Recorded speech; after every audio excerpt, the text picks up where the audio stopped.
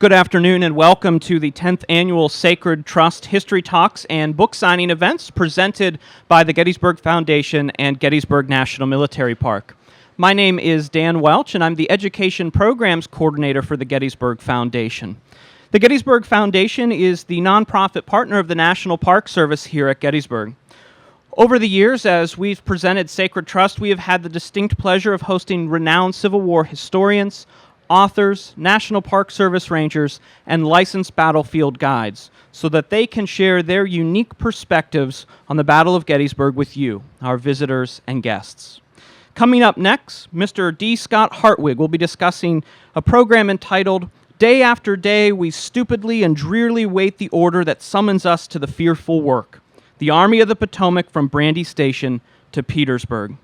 The winter and spring of 1864 brought a major reorganization and new faces to the Army of the Potomac. All knew hard fighting lay ahead, but few could have imagined how deadly it would prove. Scott Hartwig, a longtime veteran of the National Park Service, served as Gettysburg's supervisory historian for the past 20 years, retiring in January. He won the Regional Freeman Tilden Award for Excellence in Interpretation in 1993, and has been fundamental in the growth of Gettysburg's on-site interpretation and educational programming. A key player in the design of our new museum and visitor center, he is the author of numerous articles, essays, and books, and has appeared on the History Channel and the Discovery Channel. Please welcome my colleague, my mentor, and my friend, Mr. D. Scott Hartwig.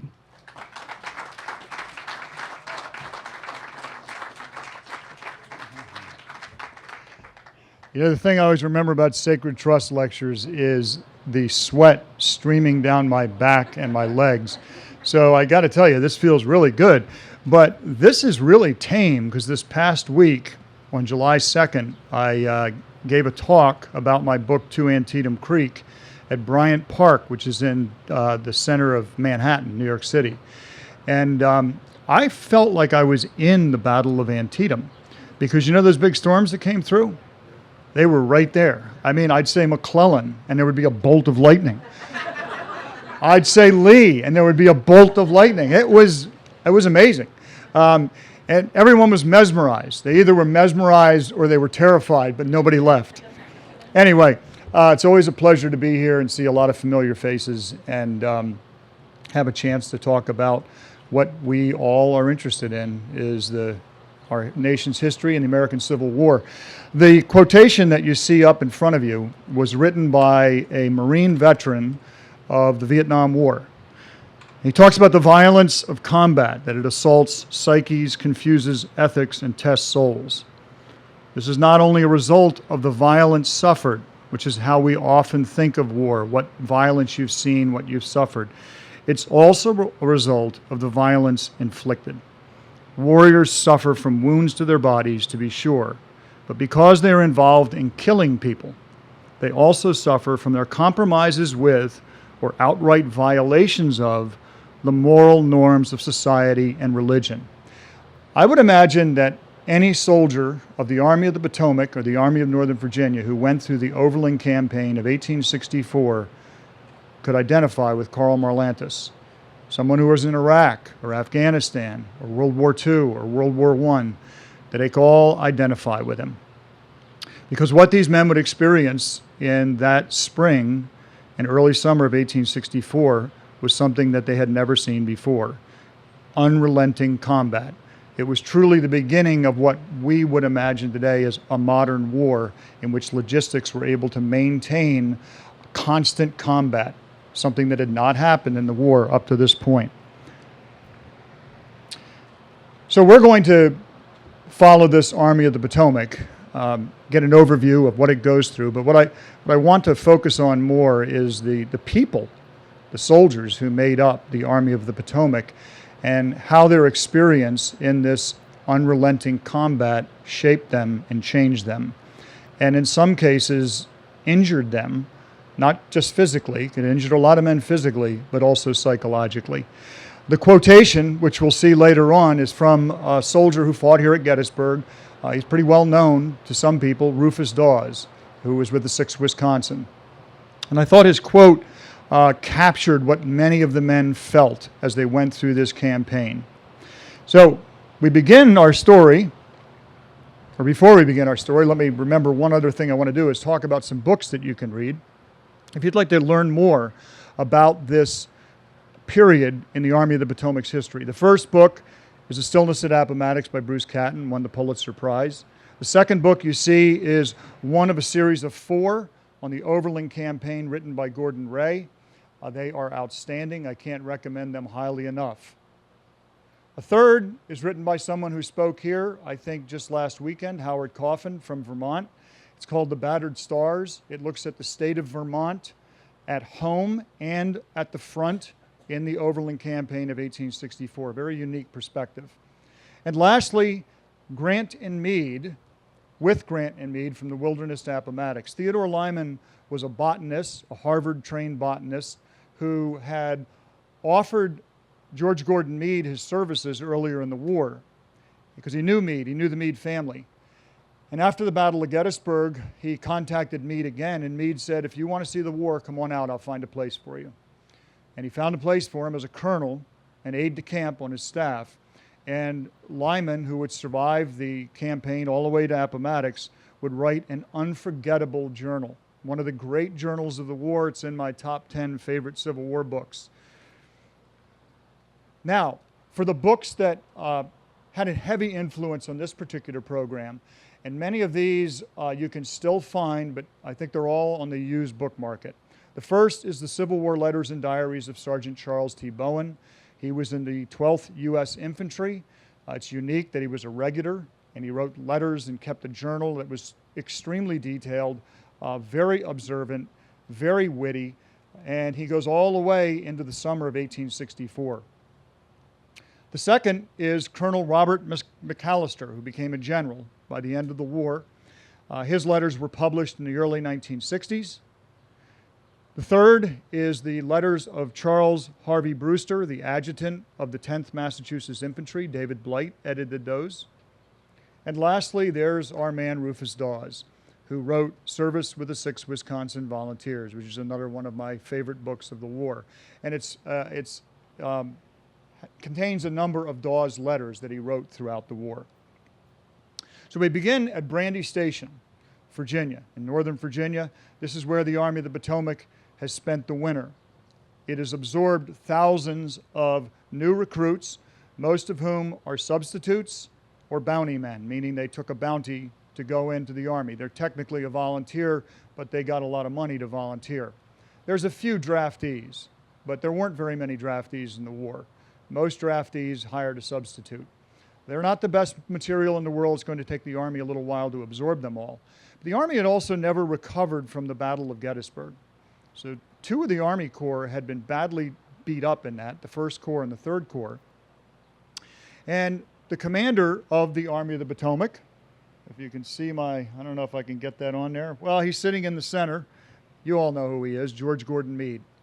Meade is the commander of the Army of the Potomac, and he determines that the Army needs to be reorganized. So in March of 1864, he begins a reorganization of the Army. He's going to absorb the 1st Corps into the 5th Corps, and the 3rd Corps will go into the 2nd Corps. They are abolished. They're gone. They don't exist any longer. Army Corps are made much larger. Some people are going to lose their job as a result of this. And for some men in the Army, this was very, very unpopular.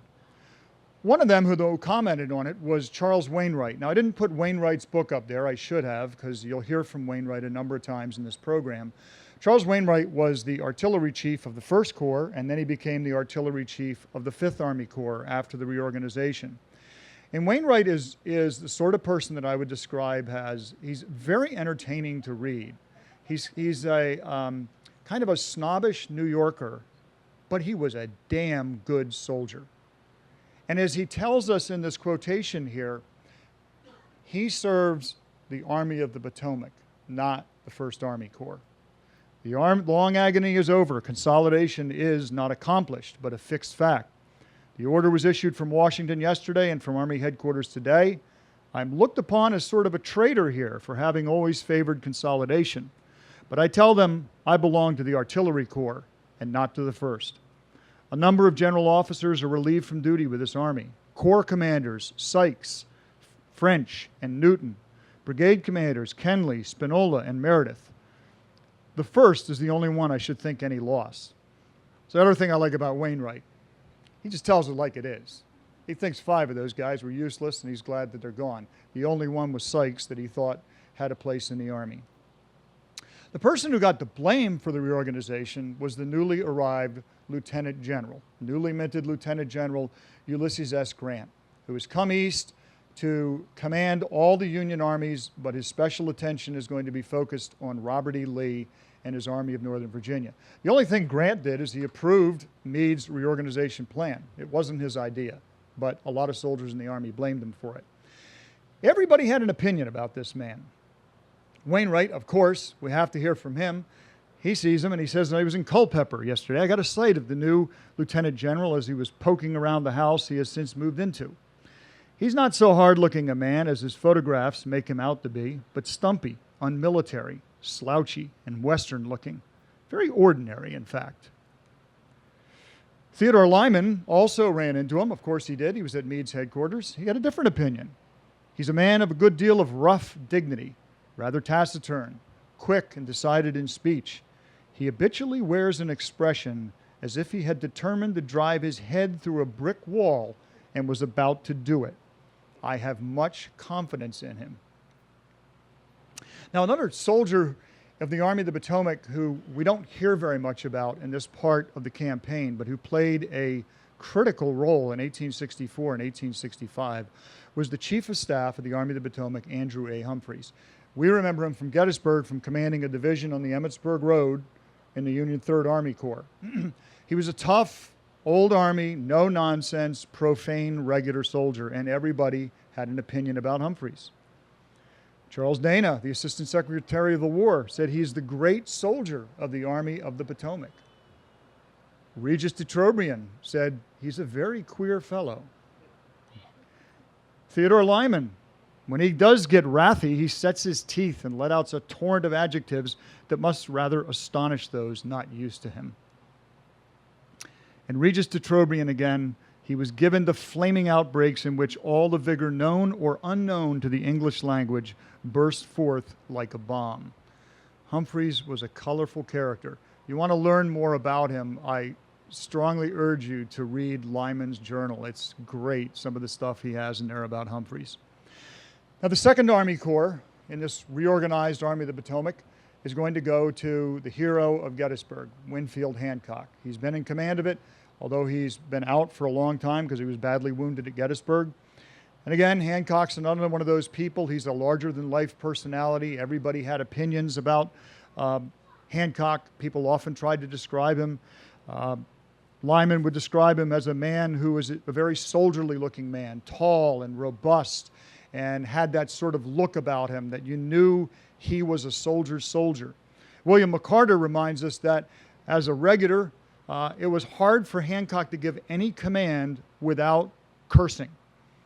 He was a good curser. He also has not fully recovered from his wound.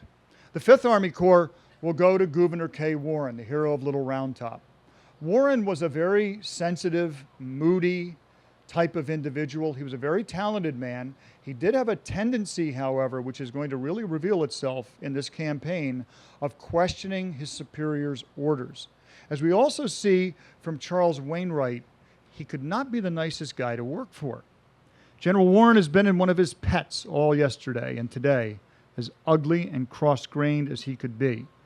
One would suppose that a man in his position would be ashamed to show that kind of temper. When I reported to him the result of my efforts, he grumbled to himself something of which I could only catch a few words, to the effect that he could get nothing done. He has pitched into his staff officers most fearfully, cursing them up and down as no man has a right to do, and as I wonder that they allow. He was a man who would feel the pressure of this campaign immensely. Perhaps the most popular Corps commander in the Army, the man who commands the 6th Corps, he's known to his soldiers as Uncle John, Papa John Sedgwick. He's described by a Vermont minister who visited the Army in '64 as the finest and most military-looking man I have yet seen in the Army. Now, Joe Hooker, who could be rather ungenerous to people who had served under him after the war, would say of Sedgwick, he manifested an utter deficiency in the topographical faculty. He couldn't read maps, is what Hooker's saying, and consequently exhibited great distrust of himself in exercising on the field important commands. Sometimes as you read Ray's books, you get the impression early on that Sedgwick's reputation was better than Sedgwick really was as a general. He was a very competent soldier, but he didn't have a lot of flash or drama to him, but he did have the full confidence of his soldiers and also of Meade and of Grant. The Ninth Corps was going to accompany the Army, but here's the weird situation. Burnside, the commander of the Ninth Corps, sitting in the center, outranks Meade. His date of commission is earlier than Meade's. So you can't have Burnside underneath Meade. Well, eventually they would, because the situation Grant came up with was utterly unworkable. Burnside would report to Grant, and the rest of the Army of the Potomac reported to Meade. So if you wanted the Ninth Corps to coordinate with the rest of the Army of the Potomac, Grant had to give those orders, not Meade. So it's a very convoluted sort of command structure, and it did not work well in the Overland Campaign. Now, Burnside, there was decided opinions about him already. He didn't do anything to help himself, as Charlie Mills, who was a staff officer in the Ninth Corps, would tell us. Note the date of what Mills is writing, April 27th. The Overland Campaign began on May the 4th. So this is about a week before the campaign begins, and Mills tells us he is utterly disgusted with the Ninth Corps.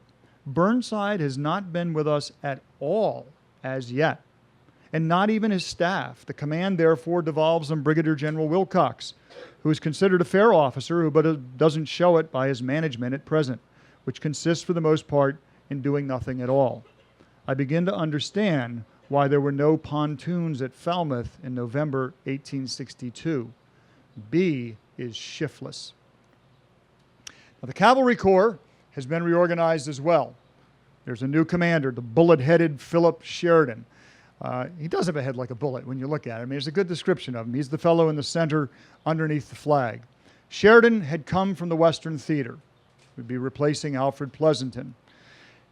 And Wainwright, again, has an opinion on this. April 10th, he learns about it, and he says, I think it's a good thing. Pleasanton and Stoneman before him, they just didn't really cut the mustard. I don't know much about this guy Sheridan, but I think it's a good thing. It's a good change. Those who ran into him were favorably impressed, as Lyman tells us.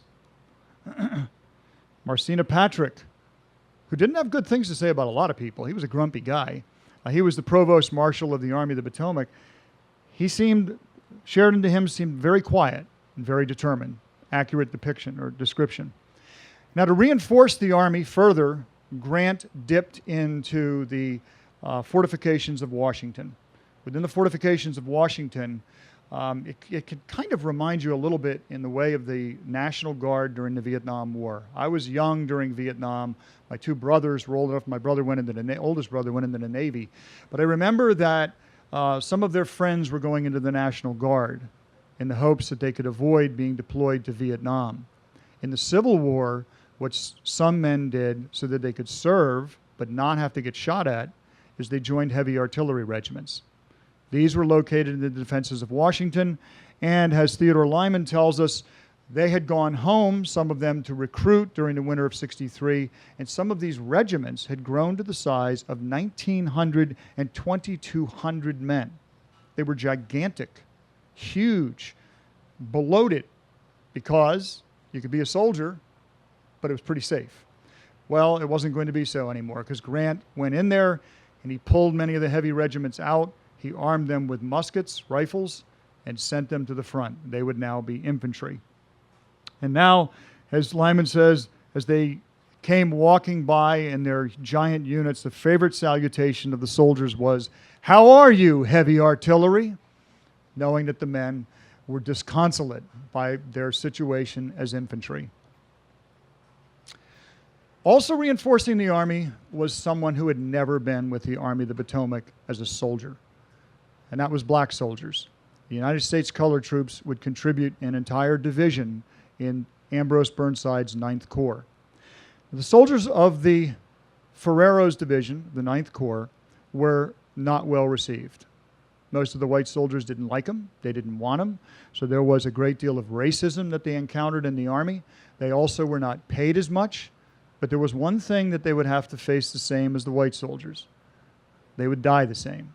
And they would face the same dangers. In fact, as we'll see, they would face even graver dangers than white soldiers did. Also, accompanying the Army at this point, there's not large numbers of them, but there are Native Americans who are coming into the Army as recruits. As Rufus Dawes tells us in the 6th Wisconsin, he said the 7th Wisconsin received 14 Chippewa Indians, apparently wild from the woods, as recruits yesterday. Some of them cannot speak our language. I use this photograph. These are wounded from the wilderness, and you'll notice there's about 1, 2, maybe 3 men in there that are clearly Native Americans. Now, Dawes was a very progressive individual for his era, which was a very racist era. Dawes is one of the progressives. Now, look at what Dawes writes about the Indians who have come into his unit to his black servant who works for him.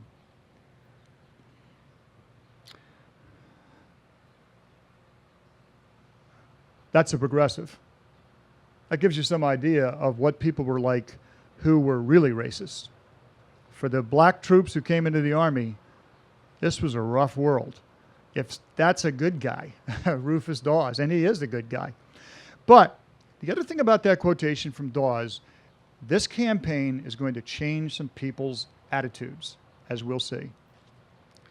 Now, Grant's plan for this campaign was not to fight a battle in the wilderness. If you look at those blue circles, the one in the center that says Warren 5th on it, that's Wilderness Tavern. Grant wants to move through that area, get past the wilderness, which was this dense, heavily wooded area of northern Virginia, where the woods were so thick you couldn't see more than about 20 yards through them, if that far, 10 yards maybe, 5 yards in some places. You don't want to fight there. You can't use your artillery to advantage, and Lee, who has a smaller army, can fight to a greater advantage there. If you're Lee, you do want to fight there. So what Grant wants to do is get his army over the Rappahannock River and get through the wilderness as quickly as he can. Charles Bowen talks about the preparations as the Army gets ready to move. Everything is kept packed up, ready to start, and maybe before you get this, we shall be on the road to the capital of Dixie. I don't like it a bit now that I'm so near out of service. His term of service would be up that summer. But I'm in for it. And if it's my luck to be one of those who fall, I'll do so as a soldier should. In the discharge of my duty. Life is not very certain around here. Anywhere around here.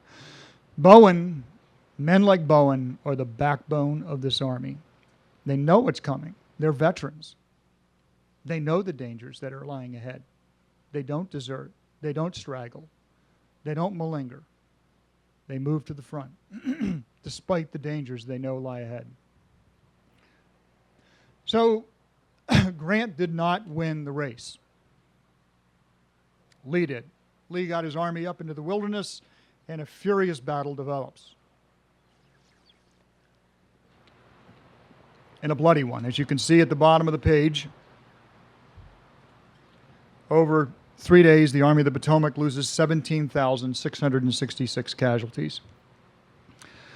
This gives you an idea. This picture taken right after the war, those are Confederate entrenchments. You can see how dense the woods are. And Dawes tells us something about the rough humor that veteran soldiers adopt on the eve of battle.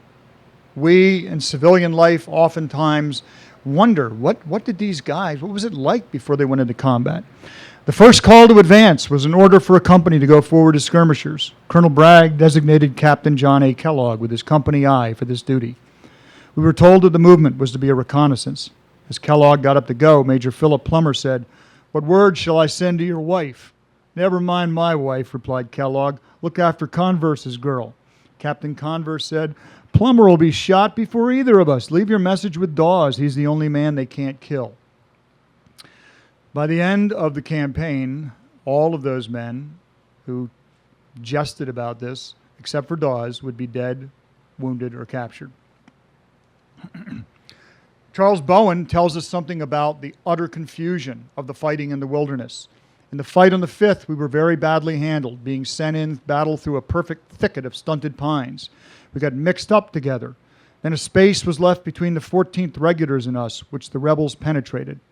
Our officers would not allow us to fire, supposing them our own men, until they were upon us. At the same time, a strong force came in front, and thus we were exposed to a terrific crossfire, which mowed down men by scores.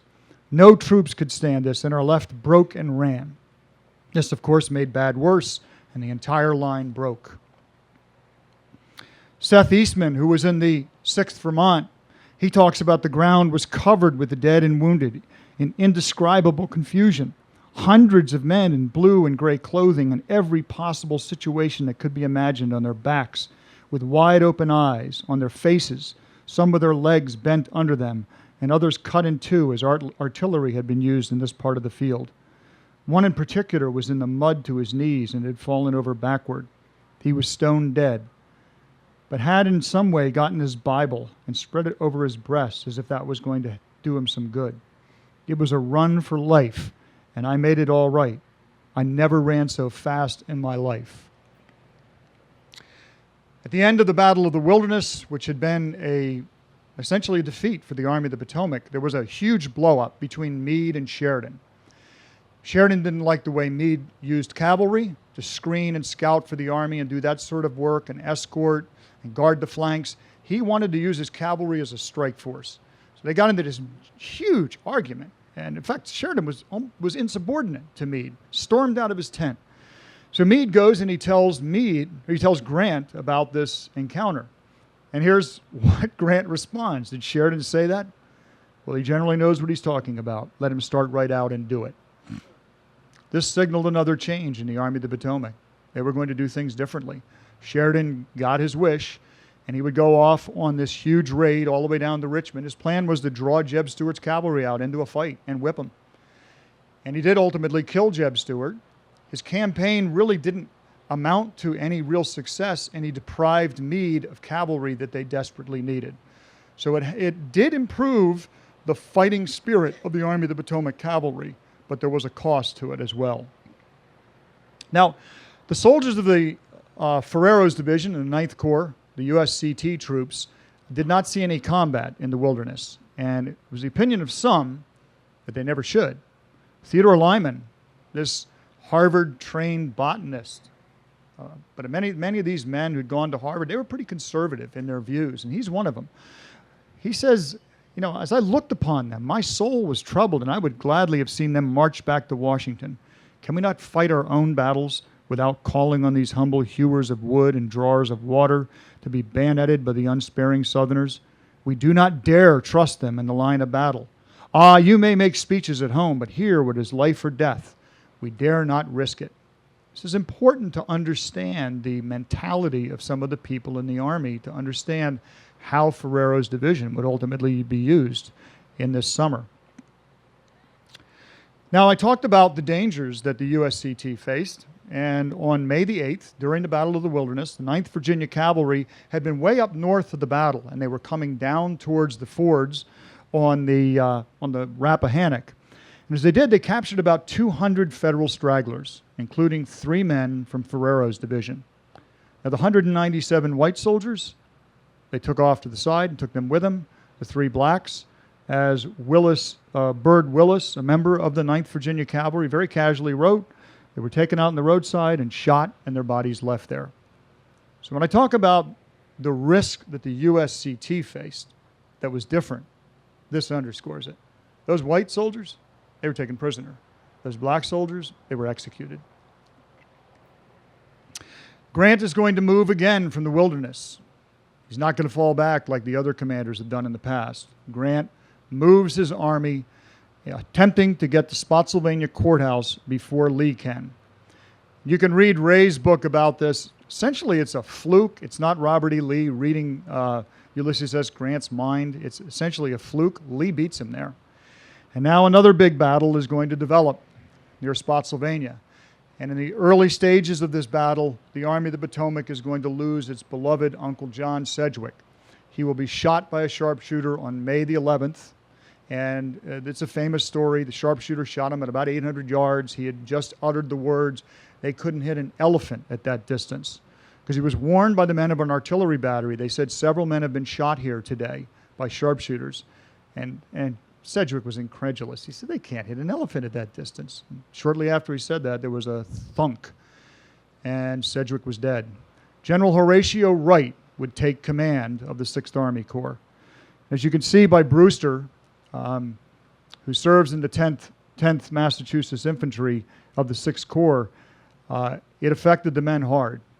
But it was war, and they went on the next day. On May the 10th, there had been attacks all along the line that Grant and Meade had ordered. But the one that drew the attention of Grant and Meade was the one that was directed at that horseshoe-shaped part of the Confederate line where you see Ewell's name. They called it the Mule Shoe. On that day, Emory Upton, an up-and-coming brigade commander in the Army, was given the equivalent of a division to make an assault against the Confederate works.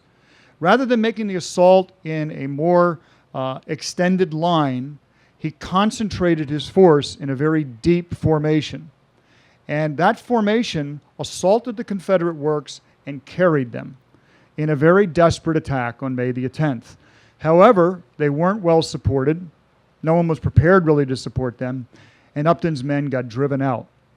And the consequence on the lieutenant colonel of the 3rd Vermont, I think, talks about how many of the men in Upton's command felt. They'd fought so hard. They got into the entrenchments. Nobody was doing that. They got in there. When I got by myself after the attack was over and they'd been driven out, says Pingree, I would not be ashamed of it. I cried like a whipped spaniel. I saw many soldiers cry like girls, and many who took things less to heart gave vent to their mortifications at having lost all they had gained so nobly, by the fault of others, by letting off unnumbered salvos of profanity. I often like to think of these soldiers, I remember in The Killer Angels, he said they talked in these noble, lofty phrases. These guys weren't talking in noble, lofty phrases after that attack. We would recognize a lot of the curse words. Grant decided that if Upton had done it with about a division on the 10th, let's try an Army Corps on the 12th. So the plan was Hancock's 2nd Army Corps would attack the top of the Mule Shoe, supported by literally the entire Army. We can see Wright's 6th Corps, Burnside's 9th Corps, Warren's 5th Corps. Everybody's going to be making attacks. But the big one is the one by Hancock's Corps. It's going to hit the Mule Shoe, storm right over the Mule Shoe salient. 20,000 soldiers. And what will ensue is, I would say, probably some of the most horrific fighting of the war, except maybe the Battle of the Crater, Fort Pillow, some of those even nastier battles. This is one of the nastiest fights of the entire war. One of the men who was there was Robert McAllister. The stars and stripes and the stars and bars nearly touched each other across the works. Here on both sides of these breastworks were displayed more acts of individual bravery and heroism than I had ever yet seen in the war. The gray coats and blue coats would spring with rifles in hand on top of the breastworks, take deadly aim, fire, and then fall across into the trenches below. This I saw repeated again and again. For the men who were in the thick of it, it was ugly. Such a sheet of fire and storm of lead and hail the historian has never yet recorded. I saw it all, and if I am spared, will give you a description of it, wrote McAllister. Adjutant Brewster said it was the most terrible sight I ever saw was the rebel side of the breastwork we fought over the other day.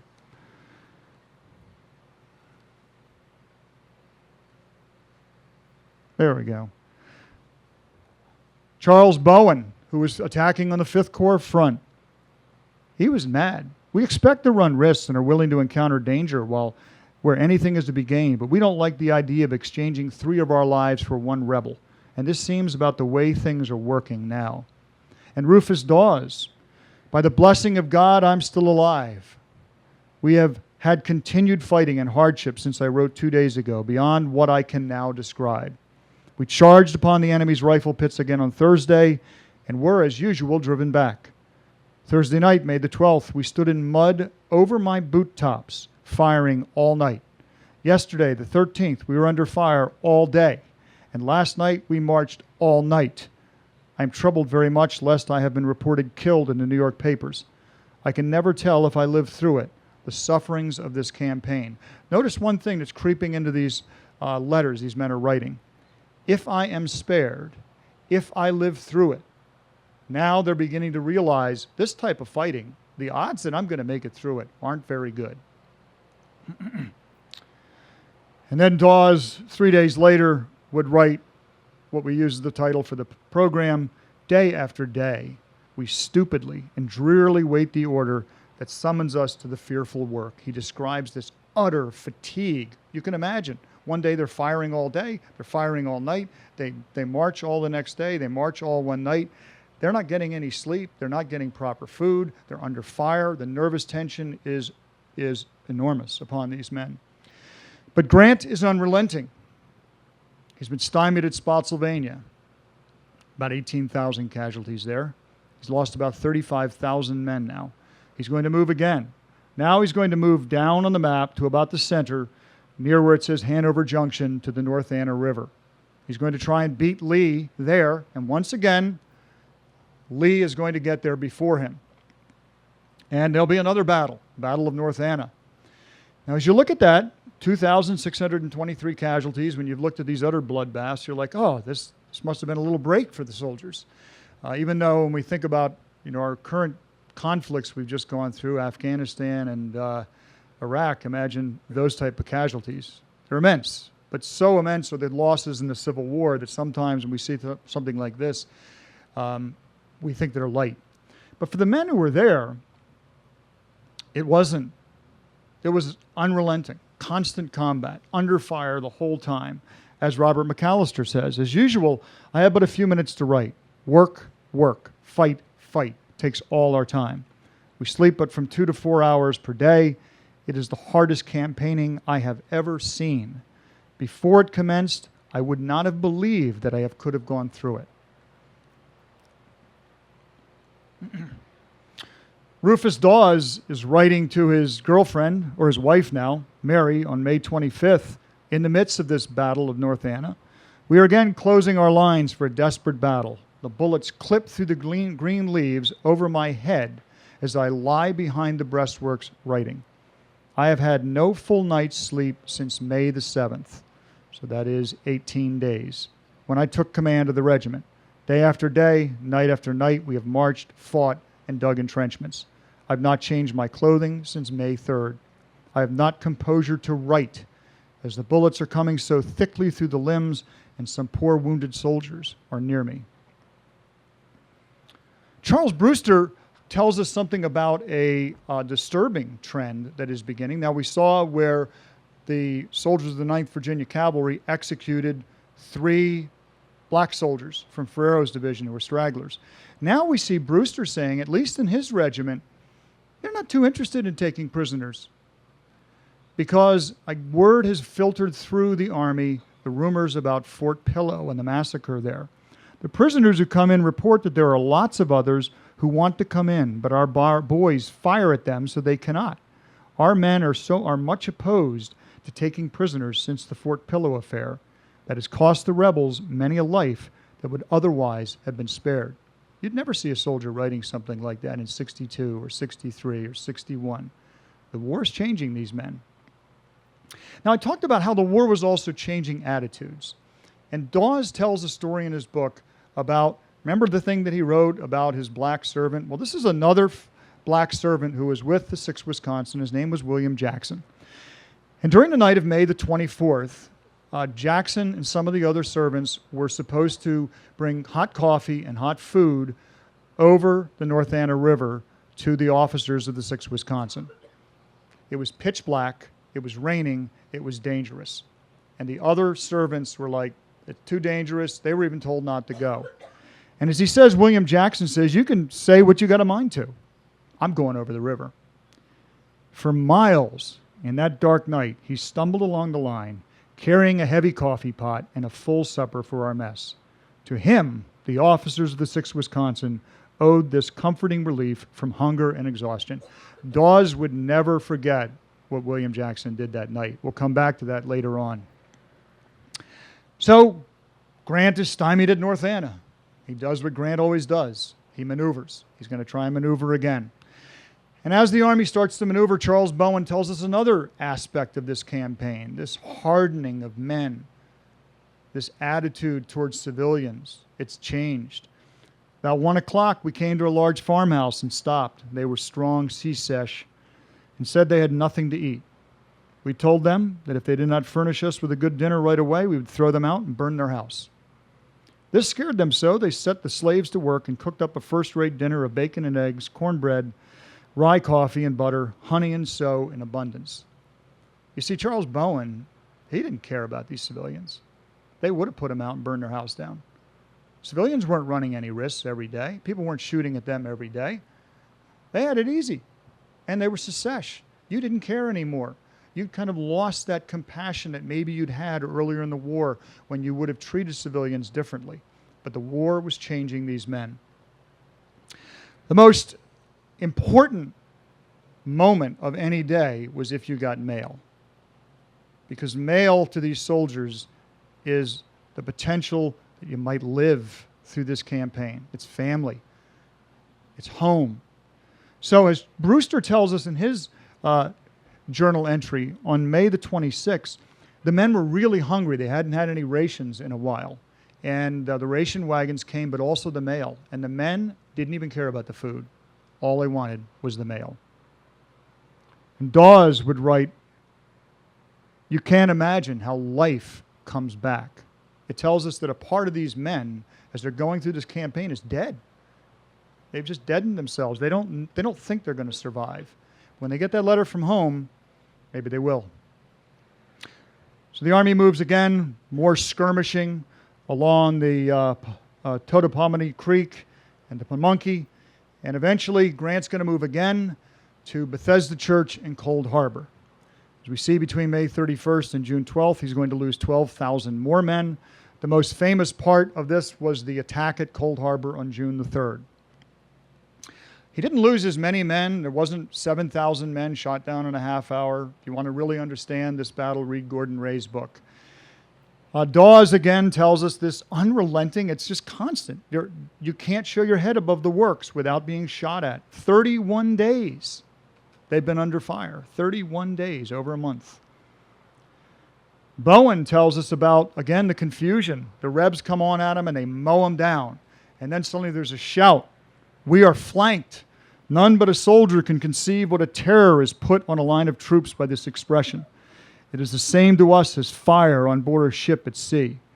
It is all very fine, the praise that they were getting for their fighting, but I don't like the infernal mean scrapes it gets into. I was more than half a mind to stay and be taken, rather than run the line of fire, and rather think it will be best to do so the next time.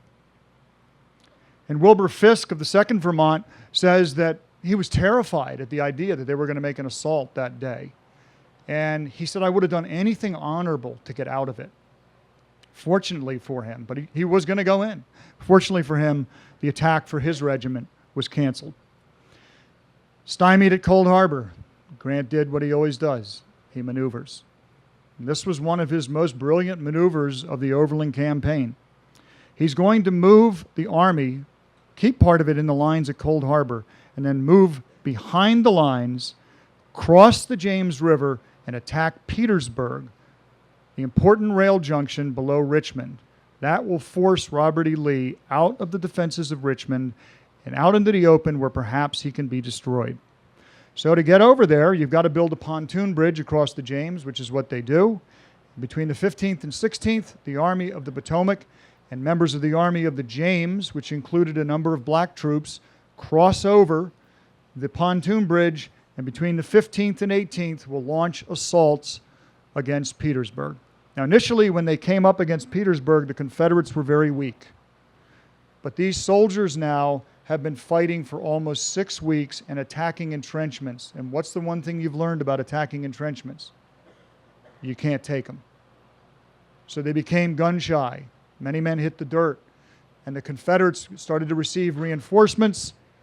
And eventually, the attacks against Petersburg, particularly the ones on the 18th of June, were a debacle.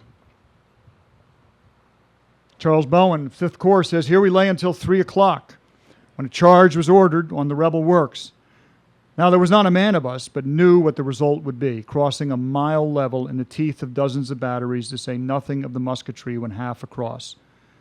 Well, if I had the power to express one half the horror of that time as we saw it and felt it on paper, I would not dare to do it, for it would be called nothing but fiction. Yesterday afternoon, in another hopeless assault, there was enacted a horrid massacre of our corps. Look at the language these men are starting to use now. Hopeless assault, horrid massacre. Our brigade charged half a mile over an open field under the musketry fire of the enemy. We are now lying in rifle pits from which it is almost certain death to raise our heads. Another familiar refrain. It is awfully disheartening to be ordered upon such hopeless assaults. Lastly, McAllister tells us that the 1st Maine Heavy Artillery had made a charge, and the ground was strewn with wounded and dying, crying, "Water! Water!" No help or relief could be sent them. I have understood that a flag of truce was requested of General Lee. It actually was of General Beauregard. And that he refused it on the ground that he had lost no men, which is true. He did refuse it. Hundreds of our wounded thus died in our sight. We could hear their cries for help, yet we could not rescue them or give them the relief they might have saved their lives. It was perfectly heartrending. I expect we will have to charge again today. I hope not. We are charged out. The Army was charged out. They'd done everything they could. They had bled in a way they had never bled before. Between May 4th, June 18th, the Army of the Potomac, and some of these losses are from the Army of the James, had lost 61,000 casualties. I mean, that's just an incredible number. It's mind-boggling. What it doesn't include is the psychological effect on the survivors who were still in the ranks, who wondered why they'd been spared, why they had survived. The only thing that they could look at is they now had Lee pushed up into the fortifications of Petersburg and Richmond. They had maintained the initiative the whole time, but the cost had been exorbitant. One of the things that some of the soldiers had noted in the assaults on Petersburg, that even though they had failed miserably, some of the black troops from the Army of the James had participated in those assaults, and they had fought extremely courageously. And many soldiers had taken note of that. So the campaign, the Overland campaign, was over with the attacks upon Petersburg. And a new campaign was going to begin. This was going to be a campaign where it was essentially maneuvering around the trench lines. This was more a World War I trench warfare sort of conflict that was going to go on. Grant's strategy was going to be to keep Lee pinned so he never could regain the initiative. Keep him pinned inside those fortifications. He'd succeeded in getting him there, but as we said, at a very exorbitant cost. Now, what of the 4 primary voices that we've heard through this? All 4 of these men, you see their photographs, survived the campaign, survived the war. Rufus Dawes would receive his discharge in the summer of '64 after the Overland campaign was over. And on September the 1st, he would write, he had heard from the regiment, "I'm fairly heartsick at the stories of blood I hear from the old regiment. It seems almost certain to me that I could never have lived through another such carnival of blood." He's the man who talked about the horrid massacre at Petersburg and the constant being under fire every day. It began to play on Dawes' mind. So Dawes is going to go home, but he doesn't go home alone. Remember that William Jackson, who went through the pitch black night to make sure the officers of the 6th Wisconsin risked his life to get them a hot meal? He took them home with him. He helped set them up in business back in Marietta, Ohio, and William Jackson thrived and lived a good, happy life, and Dawes had a relationship with him for the rest of his life. So attitudes changed in this campaign. There's not a lot of good things that came out of it, but there are some. Robert McAllister reminds us again of what they had gone through. The weather's hot, great drought, water scarce, vegetation burn up. We are all worn down with our fighting and hard work. The like of it was never known. Now, there had been many hard campaigns and hard battles in human history, but what was different about this one was that it was relentless. It was every day. And the reason it was relentless and the reason it was every day is the logistics had become more modernized, and soldiers could be supplied and sustained to fight every day like they had never done before in the war. The same thing was going on in the Atlanta campaign, same sort of combat. And to read the letters of these men who go through it, it's like reading something from a man in World War II or World War I. Brewster is also going to go home. McAllister, by the way, will serve to the end of the war. He'll be at Appomattox, and he'll be promoted to brigadier general. Brewster will take his discharge like Dawes did, and he will go home. But he wasn't so sure he wanted to. I don't know what I'm going to do for a living when I come home. Perhaps I shall have to come out as a substitute. As the end of my service grows near, I cannot but feel rather bad to leave it. For all its hardships and horrors and dangers, it is a fascinating kind of life, and much freer from slander, jealousy, and unkindness than civil life, which I almost dread to come back to. What a remarkable statement by that man. He almost dreads to leave this horrid world he's in to go back to civilian life. Bowen also will get his discharge. He will survive this campaign. It's a miracle. You read his letters. I mean, the guy gets hit. One time he got hit in the back, and his knapsack stopped the bullet, but it drove him like 20 feet in the air, sprawling flat on the ground. This is a man who ran a lot of risks. But interestingly enough, here's one of his observations when it's all over. We have a general who has, ever since we crossed the Rapidan, done what no other general could or ever done, out-generaled the General Lee. That's an interesting commentary from someone in the ranks who'd suffered so much from some of the decisions that Grant had made. And lastly, we talk about the change of attitudes that this campaign brought upon some men, and Bowen is one of the most remarkable cases of that. If you read his letters early in the campaign, he's very down on the African-American troops who are with the Army, doesn't trust them, doesn't think they can do anything. Look at what he says here. He'd written about how well they had fought at Petersburg, and his sister wrote him back and told him he had nigger on the brain. And he said, talk about nigger on the brain if you will, but this Army is fast coming to a knowledge that its colored troops are an honor to it. I want to thank you folks for coming out today.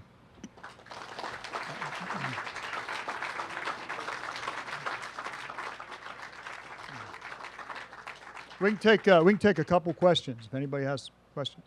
Yeah, John. Thanks, Scott. Have you done any work yet on the Army of Northern Virginia and some of the comments they were making during this period of time? I haven't. It would be interesting. It's harder to do it with the Army of Northern Virginia because there's not as much correspondence that survives from the Army of Northern Virginia. But I think you would probably find very similar attitudes and opinions that are coming out of this campaign from the Army of Northern Virginia. Obviously, you know, when you think about the Battle of the Crater, they don't have any respect for black troops. That just infuriated Confederate soldiers. But otherwise, I think the psychological impacts of the campaign on them, I think, was probably pretty much the same. Yes, sir.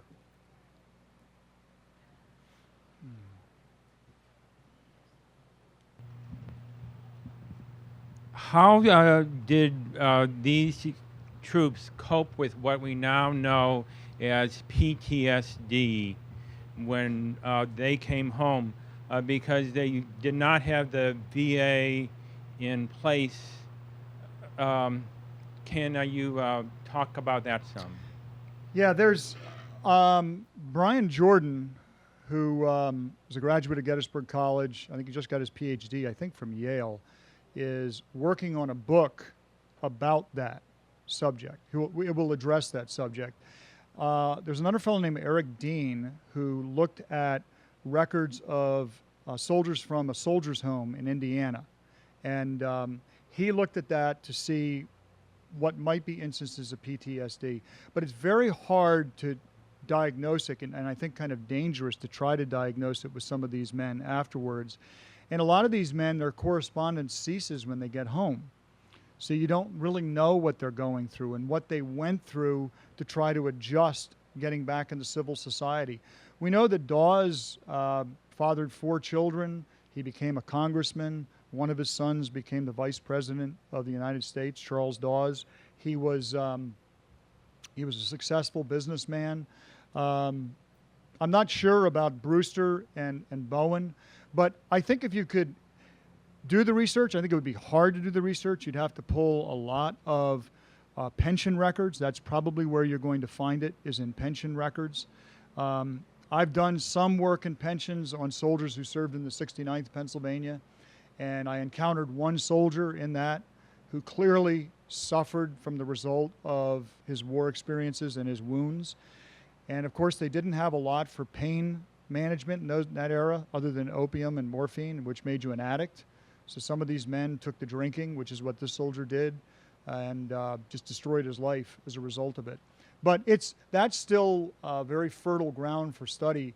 And this campaign is the place to focus the study. I think that in the earlier battles like Gettysburg and Antietam and Fredericksburg, even though sometimes the men would be shocked by what they had gone through, after it was over, they had quite a while for the men in the unit to discuss what they had gone through. And I think there was a healing process within units that soldiers could kind of deal with what they had gone through before they'd have to go through it again. And what made it so difficult for them in this campaign is they didn't have that. It was every single day. And you didn't sleep, you didn't eat well, you were marching all the time, you were fighting all the time, you had no idea who was going to get whacked next. And there's no question it had to play psychologically on these men. Okay, I think I'm going to be inside signing books for a little while, so if anybody has any of your questions, please come on in. I'll be happy to answer them. Thank you again.